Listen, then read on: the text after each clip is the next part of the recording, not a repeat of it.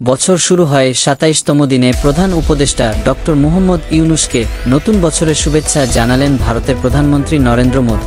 ট্রাম্পের শপথ অনুষ্ঠানে দাওয়াত না পাওয়া ট্রাম্প ক্ষমতায় আসার পর বাংলাদেশের সঙ্গে জ্বালানি চুক্তি সীমান্তে কাঁটাতারের বেড়া নিয়ে উত্তেজনা, আর ওপার বাংলার কিছু গণমাধ্যমে বাংলাদেশ নিয়ে প্রতিনিয়ত মিথ্যাচারের পর এত দেরিতে মোদির পাঠানো শুভেচ্ছা বার্তা ঠিক কী ইঙ্গিত করছে? তবে কি আমেরিকার চাপে বাংলাদেশের সাথে আপোষে আসতে চাইছে ভারত? আপসে আসলে কি ফেরত দেওয়া হবে হাসিনাকে? গত ৫ আগস্ট ছাত্র জনতার অভ্যুত্থানের পর বাংলাদেশ থেকে পালিয়ে ভারতে আশ্রয় নেন সাবেক প্রধানমন্ত্রী শেখ হাসিনা। এরপর থেকে নতুন অন্তর্বর্তীকালীন সরকারের সাথে কিছুটা দূরত্ব লক্ষ্য করা যায় ভারতীয় সরকারে। শেখ হাসিনার আমলে ভারতের সাথে করা বেশ কিছু অসম চুক্তি পুনর্বিবেচনায় নেয় ডক্টর ইউনূস এর নেতৃত্বাধীন অন্তর্বর্তীকালীন সরকার। এছাড়াও বাতিল করা হয় শেখ হাসিনার পাসপোর্ট ও বিচারের জন্য তাকে ফেরত চেয়ে ভারতের কাছে চিঠিও লেখা হয়। কিন্তু ভারতের শেখ হাসিনা অবস্থান বা তাকে ফিরিয়ে দেওয়ার বিষয়ে কোনো সুস্পষ্ট বার্তা আসেন দেশটির সরকারের পক্ষ থেকে। চলতি মাসের শুরুর দিকে সীমান্তে কাঁটাতারের বেড়া নির্মাণ নিয়ে দুই দেশের সীমান্তরক্ষী বাহিনীর মধ্যে শুরু হয় কিছুটা উত্তেজনায় যোগ দেন সীমান্তের দুপাশে সাধারণ মানুষ।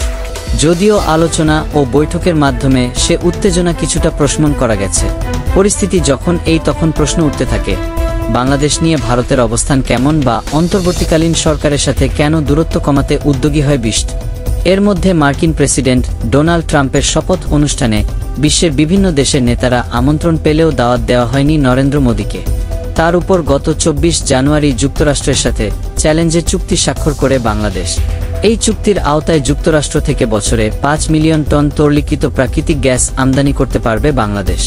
ট্রাম্প ক্ষমতায় আসার পর এটি যুক্তরাষ্ট্রের সবচেয়ে বড় চুক্তি, যা কিনা বাংলাদেশের সাথে এই চুক্তি স্বাক্ষরের ৩ দিনের মাথায় প্রধান উপদেষ্টাকে নতুন বছরের শুভেচ্ছা জানিয়ে বার্তা দেন ভারতের প্রধানমন্ত্রী নরেন্দ্র মোদি।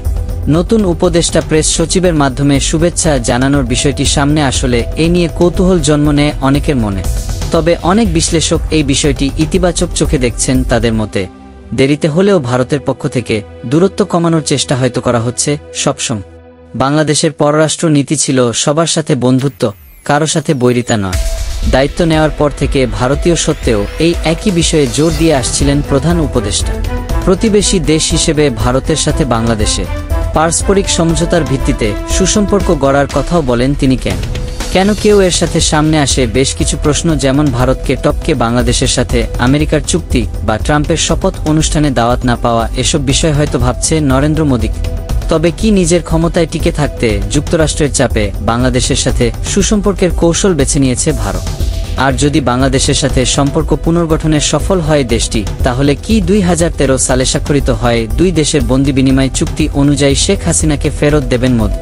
ছাদিকুল ইসলাম, উন্মুক্ত বাংলা।